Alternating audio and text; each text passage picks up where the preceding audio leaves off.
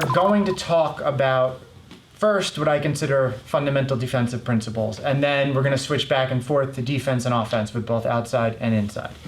I want to talk about some general theory of every ashigarami, and this is going to seem sort of redundant at first, but it'll become more important as we start trying to classify the different ways of controlling a leg. Control of a leg involves control points, two control points. One needs to be above the knee, one below the knee. And there are many different ways of doing this. We can be up at the hip with my legs crossed, I can triangle my legs low, I can switch my legs, I can have a more standard ashi, I could have an Achilles type grip, I could just elbow wedge, I could grab my own butt. But really what we want to think about is what type of control does my opponent have on the lower part of my leg, and what type of control do they have above the knee. So we're thinking of both offensive and defensively.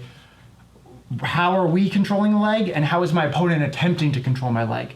Because the way out is to basically start disarming it at one point or the other. The first move we're going to look at is actually a defensive movement. My training partner is going to put me in an outside ashigarami, and by that I mean their legs are crossed on the outside of my body. The outside leg crosses over the top leg. The reason why I want to start here is because, in my opinion, this is the most controlling option for her in an outside ashigarami. Okay, any other foot position is going to be a little bit easier for me to unwind and a little harder for her to control. When her feet are in this position, her outside foot protects her inside foot, so it's harder for me to pull them across, harder for me to separate. So we're going to start here, and I'm going to start my training partner actually putting a heel hook in. So we're going to start right in the heel hook, all right? Yeah. Welcome to the seminar, guys.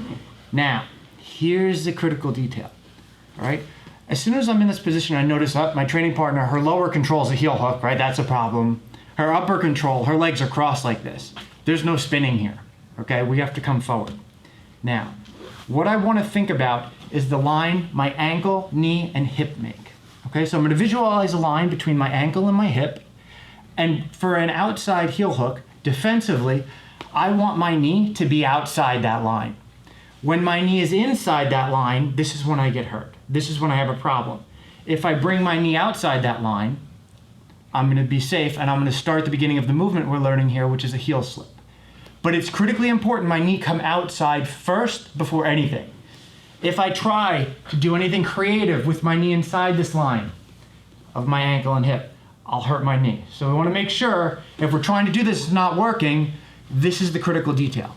Once my knee is outside my ankle, I'm going to do what's called a heel slip. If you let go of my foot a second. I'm going to curl my toes like I'm picking something up off the mat and then point them like a ballerina, okay? This is what I'm going to do. And now I'm going to push and pull repeatedly until I can slide my heel in. The whole time my knee's outside that line. If my knee ever goes back in, I stop what I'm doing and I get it back outside. So from the heel hook, my knee's inside that line, problem. So I want you guys to practice it with no hands, but in real life, any grip works here. I can grab the arm, I can grab the knee, I can grab her head, I can grab this arm. A lot of options. What matters is getting this knee outside that line. I don't care how you do it. Once the knee's outside, now I curl my toes and I push into her armpit and then turn out. And as you notice, the heel slips right over her forearm. Okay? And it might take a couple tries. As long as my knee is outside this line, I'll be safe. I have time. Push, pull, I slip. Now I'll be able to go on the offensive, as we're going to see later. Okay? But this, in my opinion, deals with so many heel hooking mechanics that your opponent could try with one simple motion. Okay? So again, even if she's doing a heel hook correctly, wrist bone's on my heel, she's got a proper leg position, I make sure I fight to get my knee outside that line of my ankle and hip, and then I point my toes, curling them, push, pull, and slip. My heel against her rib is my target. Okay? So let's give this movement a shot, guys. All right, 1, 2, 3.